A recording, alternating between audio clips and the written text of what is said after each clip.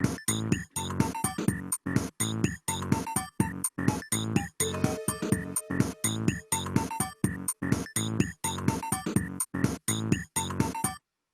everyone. Hi, my name is Dan White. Welcome to our first On Target Tuesday.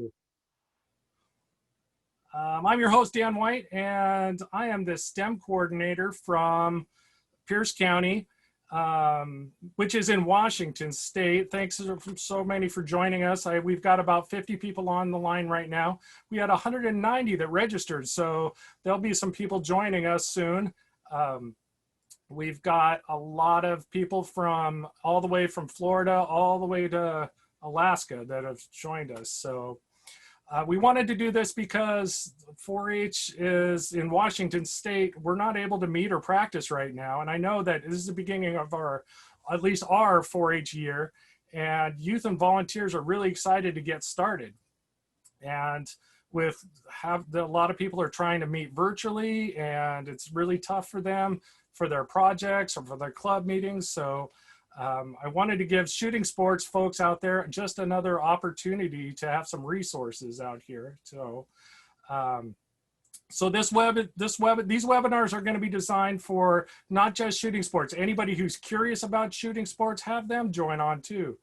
And I want to thank all those people. If you're on the East Coast and you've stayed up late with us, thanks a lot for joining us. We will be recording these. Originally, we were only intending to do this for Washington State, but we had so many requests for other people to join that it just it just got so big, we included everybody. So thanks a lot for joining us.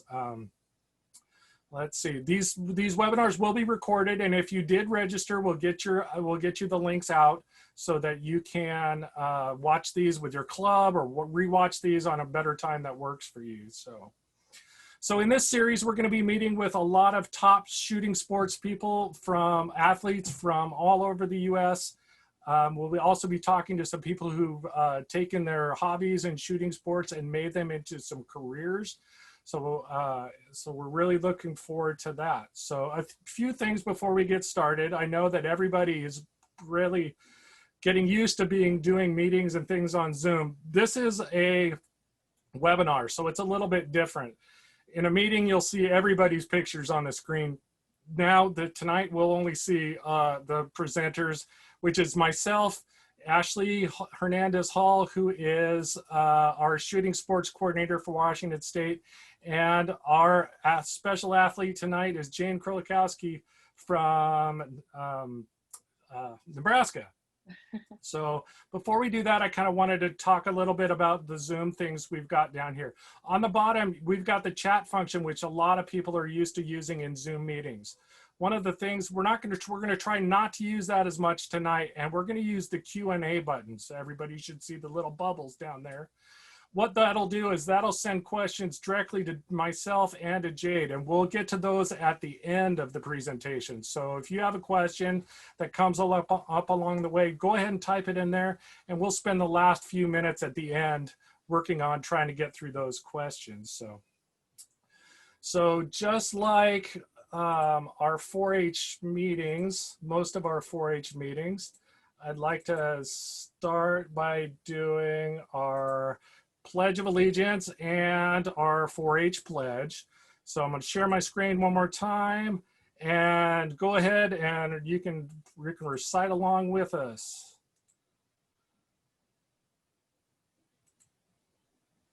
I pledge allegiance to the flag of the United States of America, and to the republic for which it stands, one nation, under God, indivisible, with liberty and justice for all.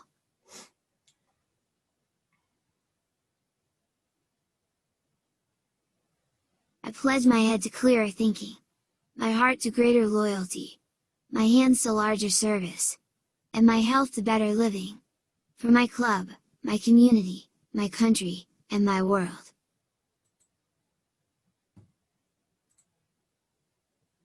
All right, thanks for everybody for doing that today. So what I'd like to do in all of our meetings is I'd like to frame some things to talk about. So tonight, as we hear from our guest, I'd like everybody to start thinking about 4-H skills. and 4-H life skills. So what does shooting sports teach you? So not just hitting the target, but do you learn to listen to directions better? Do you learn to patience? Do you learn to overcome that disappointment when you miss that target? So as we listen to our guests and think about those things, I want you to kind of think about how those skills that you learn, and then we'll do a little reflection at the end, talking about how we learn shooting sports in 4-H. So with that, as a way of introduction, I'd like to do one more quick video for you. Olympic athlete, and many of you may not even know it yet. She may not be a household name, but she will be soon. She's got good mental end of it, concentration. She's kind of above her years in the mental part of it. I never thought I would pursue it. Most people Jade Krolikowski's age haven't accomplished what she has. Her coach cannot stop raving about her. Impressive to watch. It's a lot of dedication, a lot of time behind the gun, a lot of ammunition, a lot of support from her parents. It means a lot to the whole team, the whole club, to see somebody from our club move on into the Junior Olympics. Jade's father, Pete, couldn't be more proud of how far his daughter has come. Of course, as a parent, you're really proud on something like that, you know. Very happy on that. It's kind of been a dream of hers, so, and you really want to see her succeed in something like that. So. But somehow Jade herself was surprised that she's even made it this far. I was surprised to even get in the final. Jade Krolikowski spent her entire life practicing at Grand Island's Heartland Public Shooting Park. It paid off after she won a bronze medal in the Junior Olympics National Shooting Competition in Colorado. That earned her a spot on Team USA. I shot with a bunch of team members already, and they've already won a bunch of medals, and so it's very nerve-wracking.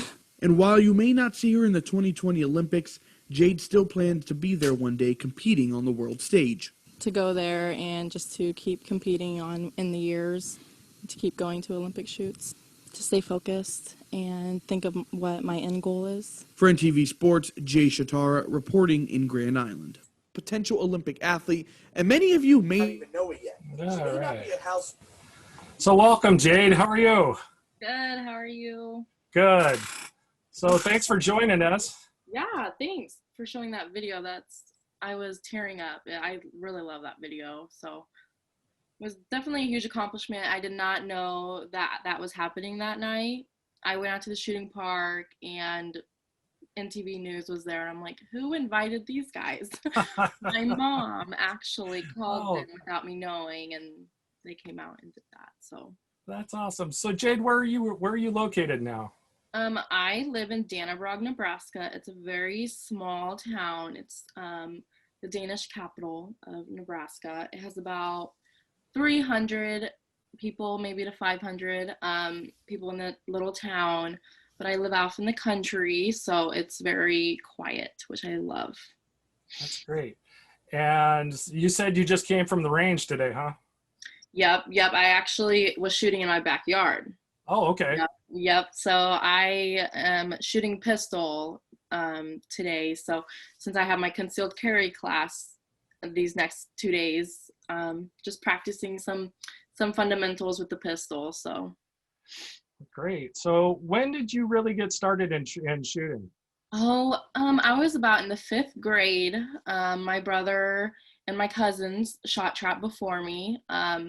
And, it was just something that was really interesting. My family's into shotguns, shooting sports, hunting and whatnot. So, I kind of had to continue the tradition and try it out. And I then got onto the trap team at my school.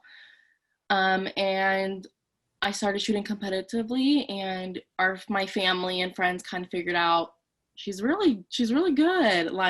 So I've continued since then, and there's my hard times, I have bad shoots sometimes, but you have to learn from those. So I'm still shooting. So all right, great. So your high school had a trap team on it. That's just something unique, and we don't have a lot of those out here in Washington State. How does that work? Well, so it's not a 4-H team. It's actually we just technically have the school's name. Okay. So the school never sponsored us at Okay. all. You know, they never really came out to our shoots or anything. You know, like basketball and volleyball Okay. is so big, you know, shooting was not at all. So you're kind of on your own, but you had to have the name of the school. Sure. But they did not sponsor us at all. So Okay. yeah. So it's not like one of the academic sports that they do. So No. okay. No. Okay. But a lot of schools have teams and they compete. Yes. Yep. A lot of schools, mostly a lot of schools around here do. And if, say, a little town school does not have it, they will move to the next town and they can be on that school's shooting sports team. Oh, cool. Or there are some 4-H teams, but not many. Okay. Okay. Yeah. So you mentioned that all of a sudden your friends found out, hey, she's pretty good. So when did you think you were pretty good at that? When all the boys didn't like me. I had no girlfriends, like at traps, like at shoots at all. Like nobody hung out with me because they were all mad at me because I would beat them and, you know, I would shoot better. And so that's kind of how I figured out, you know, winning medals, you know, getting recognized just in a crowd. Like that's how I knew. I was like, oh, I actually am pretty decent at what I'm doing. So kind of have to continue that. Sure. So on your trap team, do you have a coach that helps you out? So when I was in high school and junior high, I really got taught by my dad. I knew what I was doing really. Mm-hmm. So I also taught myself. Okay. I didn't really go off of the coaches just because our shooting sports coaches, they're just volunteers. Okay. Yeah. So it's like, so I just learned from my dad. And then I actually, this is a funny story. I went to prom my freshman year, so prom is on Saturdays. Mm-hmm. And I actually, all 4 years of my high school, I shot in my prom dress. That's because great. We have our shooting sports on Saturdays, and I would, sure enough, end up in a shoot off or something. But I also had to get ready for prom. So that's how I met my coach now. Is his wife thought it was really interesting that I was shooting off in my prom dress. So she took pictures of me. And then, you know, we got to know each other, and then my parents and then became, you know, the best of friends. And so he ended up being my shooting coach because they also have they did coach Grand Island Senior High's trap shooting team. And so they also have a summer sports team. Mm-hmm. We call it Platte Valley Shooting Sports. So I kind of continued with them, and he became my coach. So, okay. Yeah. Cool. So when we talked a little bit earlier, I had no idea. So did you start off shooting American Trap then? I did. Yep. Okay. I started shooting American Trap, and then that, you know, continued to handicaps. I don't know if you guys shoot handicaps. Explain that a little bit to people who don't know. So American Trap, you're at the 16-yard line to where you're a little bit closer to the house. To where handicaps is you shoot at the 18-yard line, further back all the way to the 25-yard line. Okay. Which we call it to the fence. Okay. Well, that would technically be the 27-yard line, but in like in high school and whatnot, you only shoot handicaps back to the 25-yard line. So you're really in 16s, you're shooting way closer to the house, where in handicaps you are shooting farther back. So you do have, you know, much more of a wider range, and you have to get it to it quicker, basically. Okay. Okay. Mm-hmm. So then international trap, can you explain that a little bit? Yeah. So I can go on a little bit more about American Trap. Do you want me? Sure. Okay. Yeah. So American Trap, I also shoot, you know, skeet, sporting clays, 5 stand, and like I said, handicapped. So basically American trap is above ground. If some of the kiddos don't know what that is, it looks just like a little house, and there is a machine in there that throws the clay target out. And it's typically shot with a 12 gauge. I don't know if some of the kiddos, what they shoot, because you can shoot trap with a 20 gauge. I do know some kiddos do. But international trap is a lot. It's a huge underground bunker. It's not above ground, it's underground, and it has 15 machines in there that throw clays out. So there's like American trap, you have 5 stations and 5 people, you know, on the line. International trap, you actually have 6. Okay. But one is constantly rotating, and you only shoot 1 clay at a time, to where American trap, you stand and shoot 5 and then rotate. Well, international, you shoot 1, rotate, 1, rotate, and it's just constant. Okay. And it takes about international trap takes about a half hour, 30 minutes to actually complete 1 full box, to where American trap, you can get that done in like 15 minutes. Okay. Cool. And yeah, like we talked about earlier, and I have a couple videos that I can show a little bit of a difference. So people who haven't seen that before, we can do that. So when did you advance to the international trap? So it was my graduating year of high school. There's USA has shoots, like state qualifying shoots, that you can get to qualify to go to the Junior Olympics in Colorado. So in 2017, I went and shot my state here in Grand Island at Heartland Public Shooting Park, which is about 20 minutes from me. I got to go on to Junior Olympics. Oh, cool. So, but I ended up actually not going and like shooting my shot. Well, in 2019, it was my last year to shoot in that Junior Olympics, because I'm turning 21 here soon. So I actually shot it, and again, I made it, and I decided to actually go further and go to Colorado to shoot for the Junior Olympics, and my first ever international shoot, you know, with others, and I somehow made the team. So it was very, very cool. It was a great experience. So tell us more about that too. So you went to Colorado Springs. Were you there for like how long? A week or? I was there for 2 weeks actually. 2 weeks. Wow. Okay. Yep. So a shoot actually does take about a week or 2 weeks, depending on what shoots you're shooting in. So I was shooting in the Junior Olympics shoot, which is a week long, and then the next week is the actual Shotgun Nationals. Okay. So I shot in both. Very, very long. You're definitely, you know, very tired at the end of the 2 weeks and ready to go home, but it's very beautiful out there. You are in the country, and they have they do have ski out there too, if anyone's interested in shooting international ski as well. And it's very nerve-wracking, because you are competing against, I was competing against girls who have already shot in the Olympics. Oh, wow. Okay. Like, so it's very nerve-wracking, but it's also very cool, you know, that you get to stand by and shoot with them, and you know, they can teach you more fundamentals, and just you get a different perspective from them. So it was very, very cool. Awesome.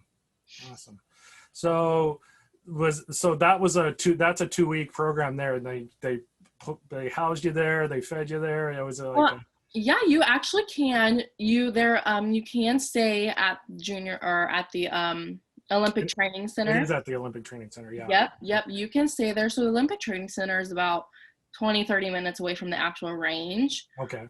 So you can stay there, yes. But my family is from Colorado. Oh. So cool. I just stayed at a family's house. So, you know, and they fed me. There you go. It was perfect actually, but I do have some friends that have stayed about a month or 2 at the Olympic Training Center, and they loved it. So Awesome. I would definitely encourage some kiddos, you know, to go out and tour it and stay. So that gives me a good segue. Why don't I show this video this is a video of something called Shotkam, which is a camera that's that is on the end of the barrel. Yep. And so what it'll do is it'll show you what American Skeet, and it'll show you. It starts off in slow motion, and I am not going to share the audio. Well, I'll just share the audio. It's a loud rock music with it, so we'll share it anyway. So let's make sure I get this right screen shared this time. Can we see it now? Yes. Okay, so here we go. We'll play it.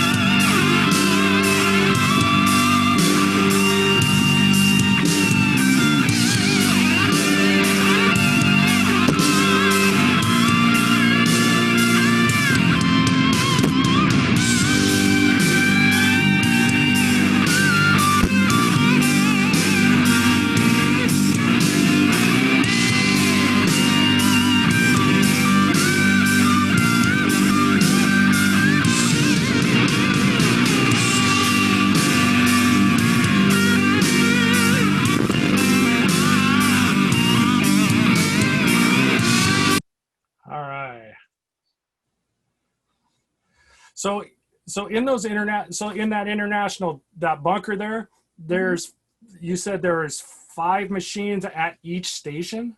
No, there's 15 machines in that bunker. Okay. And then there's 3 machines that go to one station. Oh, okay. So what I mean by station is like where we're standing in the microphone. So basically there's 3 machines, they oscillate.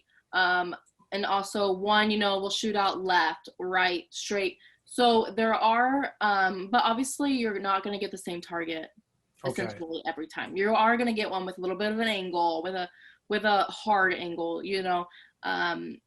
So yes, there is 3 to every one station. Oh, okay. So that's very different than the one machine. Oh, very.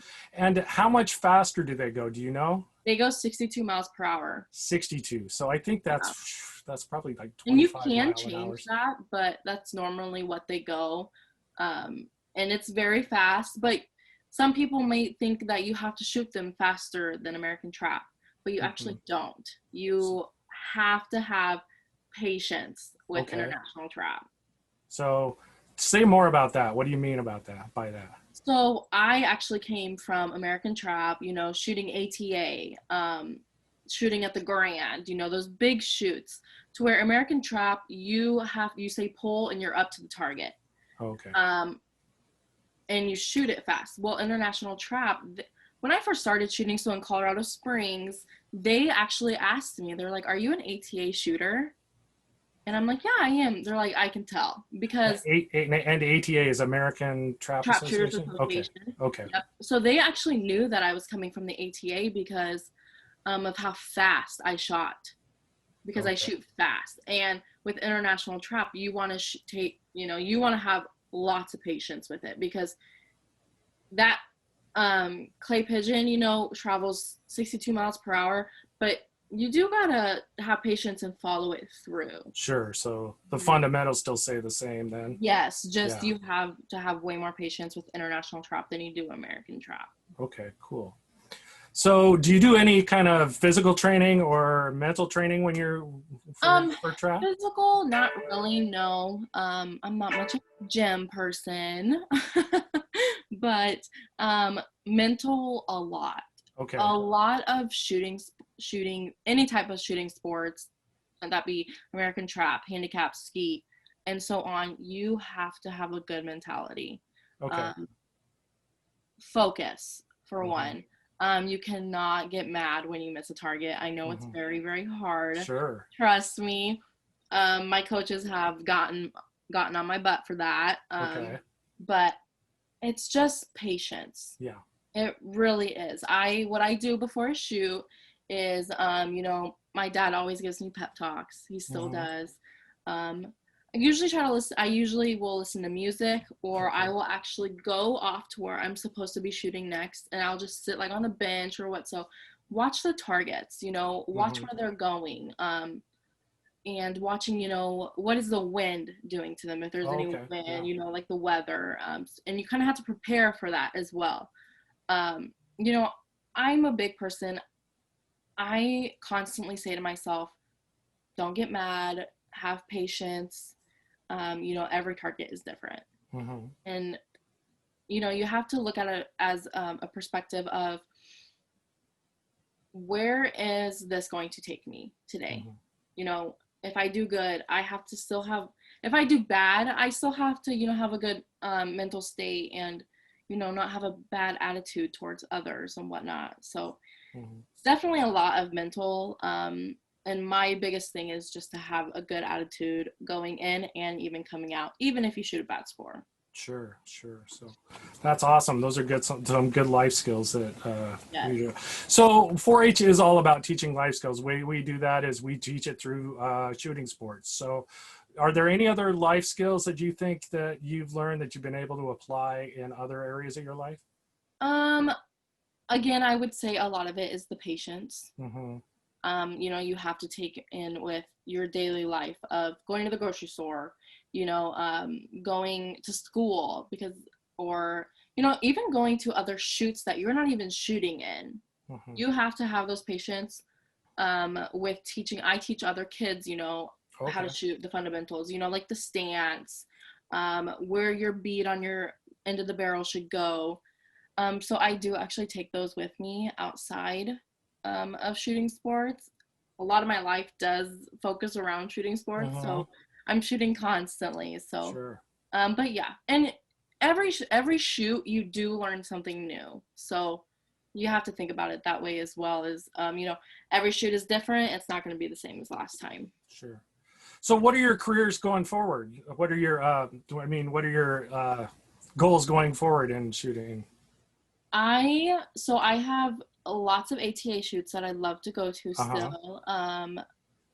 Just depends on, I am growing up, so it's hard to get, I'm sure you guys can understand, I can't get off of work that easily Oh, anymore, okay. Yeah. but my goal is to actually be in an Olympic shoot, travel overseas with the USA shooting team, and win a gold medal, or even bronze or silver, Sure. just to go overseas, have that experience, and hopefully become an Olympian one day. That's my absolute biggest goal, is to go to the Olympics. To go in the Olympics. Yeah. Do you have if it's, yeah, with 2021 being this year's Olympics, are you looking 4 years out then, or are you looking 8 years out? Yep. So basically what I have to do in order to actually go to the Olympics Mm-hmm. is I actually have to go overseas with the team. Okay. And I have not done that yet. So I have to get that in place first before I can actually go to the Olympics. So we have 2 trials that we do, and in order to move along to the next, you do have to go overseas with the team. It's kind of like there's steps to get there. Sure, you have to have And I have to, the international experience. yeah, Yeah. I have to get those steps. And so that is another goal of mine, is to go overseas and get that international experience with the team, and then hopefully move on to the Olympics in 2024. So there's a lot of training that I have, have to do. So that's a good segue too. Let me show this last video. This is of the gold medal training, the gold medal round in Rio.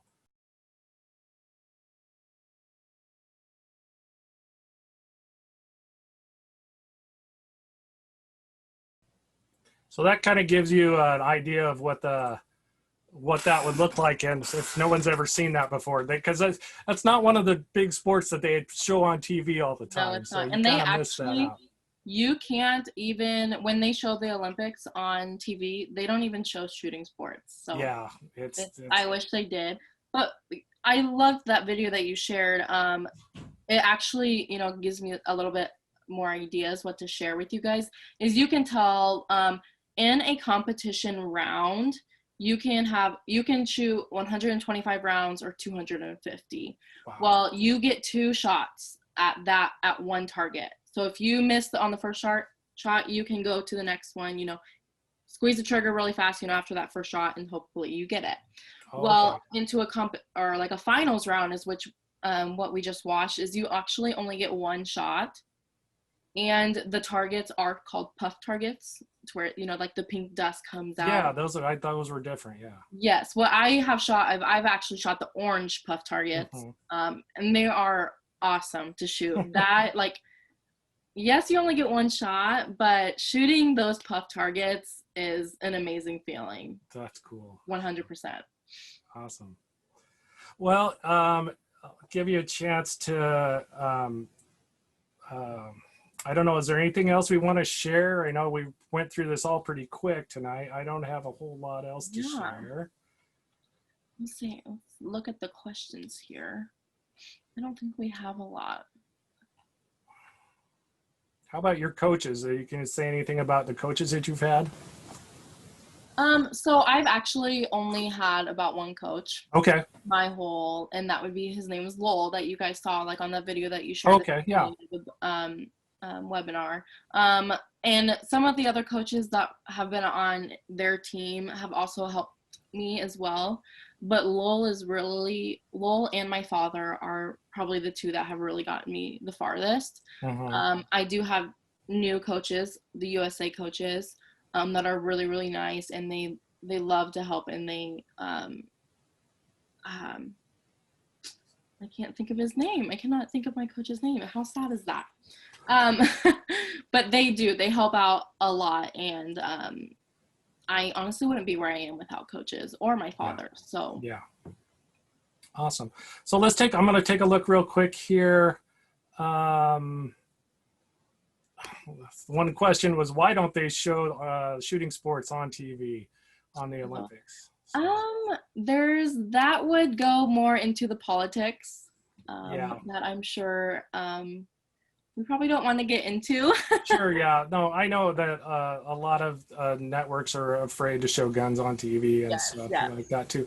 That's a lot of things we deal with in 4-H too. Is people will often ask us, why are we teaching kids about guns? Well, what we tell them is that we're teaching kids life skills, and the way we're teaching kids life skills is we're teaching that through the use of shooting sports. So there's so many things that we can teach and so many lessons we can learn and be able to relate those outside into your personal life. So well, it really does actually go to your personal life and outside, because I do think of this major shootings that have happened in our world that have devastated us. We actually have shoots, the Grand All-American, where it has over 10,000 shooters at one time.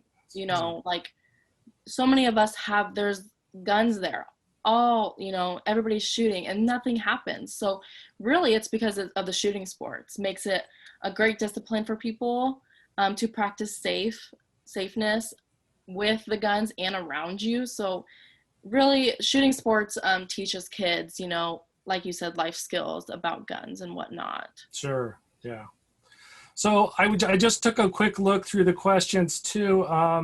Not seeing a whole lot of questions in there. We've got people from all over. We have a few more here coming in. Oh, a few more questions coming in. Oh, cool. Let's Yep. see. They're starting to come in now. I see. So one question is, what's a good entry-level trap shotgun?